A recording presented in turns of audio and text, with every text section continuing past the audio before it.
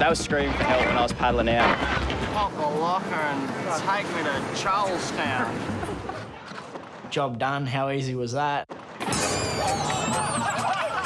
Yates is going to the rescue.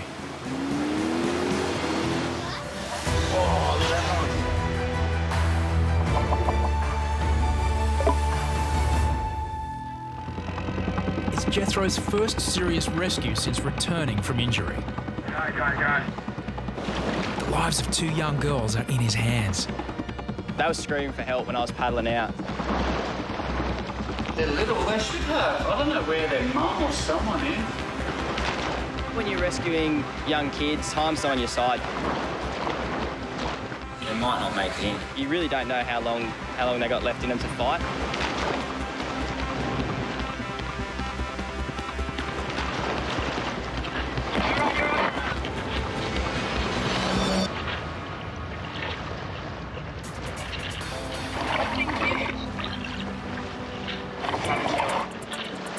Jethro learns why the girls couldn't hear earlier warnings from lifeguards. Because they're deaf. They looked at each other in a weird way, as if like to acknowledge what was going on, and they worked together as a team, and yeah, never seen anything like it.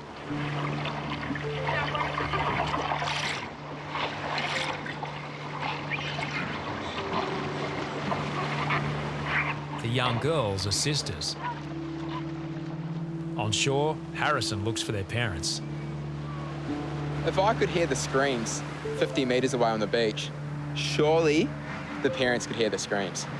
Is that the mum on the shore in the black shirt?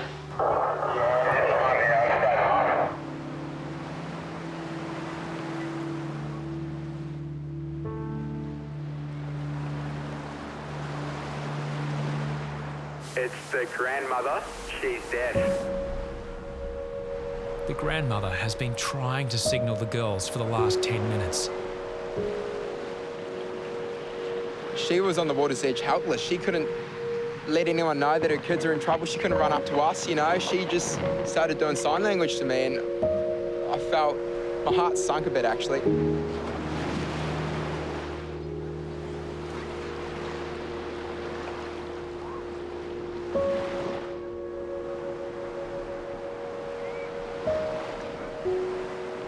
We didn't know we was moving back, and yeah. Me and Samantha thought it was going to be fun way back, but we were drowned because water splashed over my face. I told Samantha, why say help? When you're out in the water, you hear, you know, the seagulls, the crashing of the waves. They couldn't hear anything. Not being able to hear anything or knowing that the lifeguard's coming to get you, that'd be your worst nightmare. I learned from school about RIP, and I thought it might be RIP, so I do follow what teacher taught us. So help, yeah. Jethro's first serious rescue since returning to full duties is a resounding success. Down here we see people from so many different walks of life, and it definitely makes you reflect and realise how good our job is down here at the beach. Thank you. When you rescue two girls like that, yeah, it feels really good to send them home.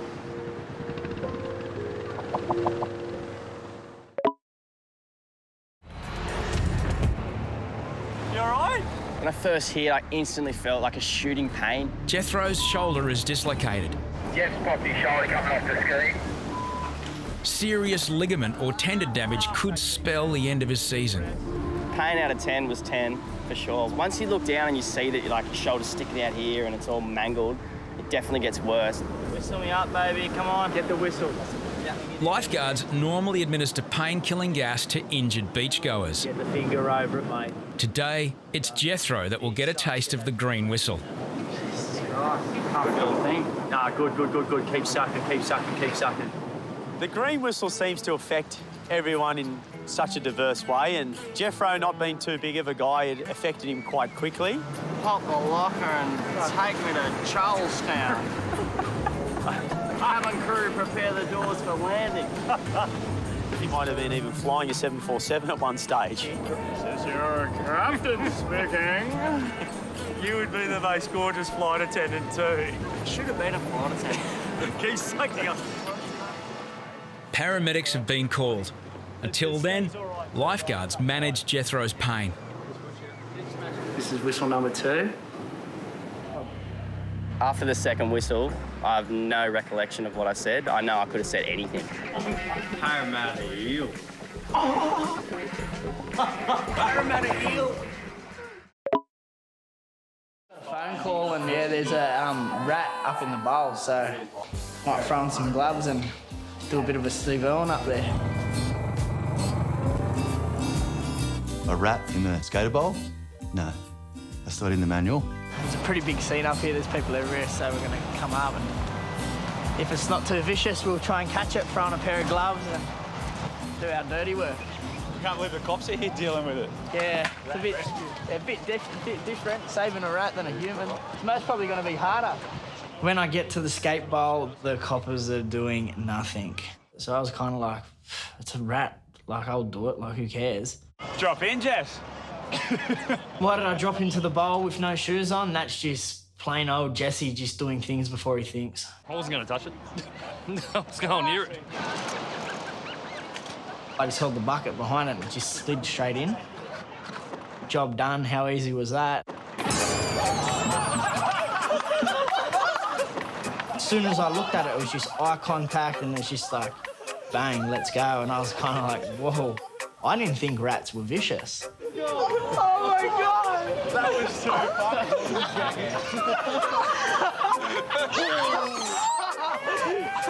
What's the dance, man? I'll go myself. Definitely, I knew it wasn't my jacket. As if I'd use my jacket to put on a rat. Fully jumped on my face.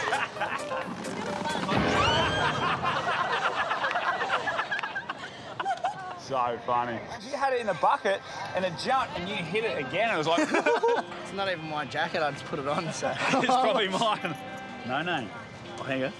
Chris Chapman. It's Chapman. The Lifeguards Operations Manual is a very important book, but I definitely don't think there's anything about catching rats out of a bowl at the skate park. Rat rescue. I need to wash your jacket, chap. Not happy, Jan? No, I hate rats. At the north end of Bondi, another new tradition is gathering support. It's the second year of Blow Up Bondi.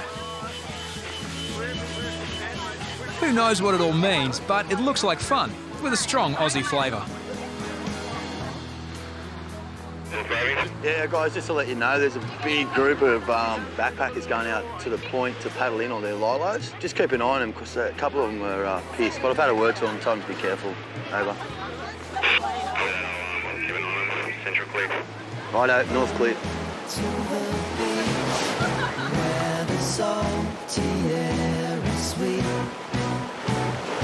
dance on the shore, 'cause the ocean is the key.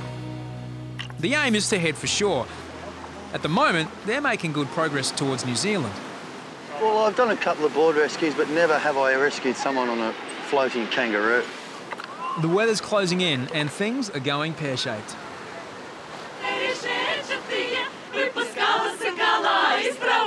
On the beach, lifeguards are being entertained by a choir supposedly from a Siberian tractor factory.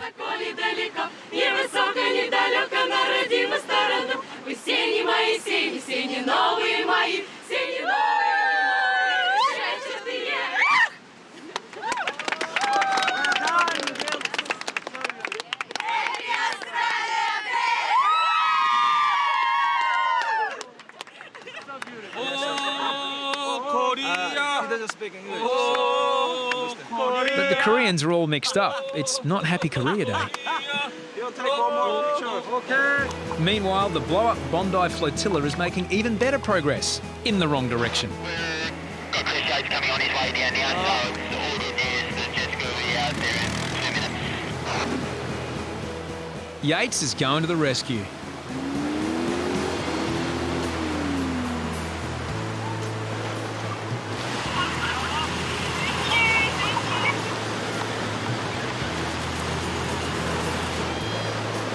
Fortunately, everyone's made it to shore safely, even the marsupials.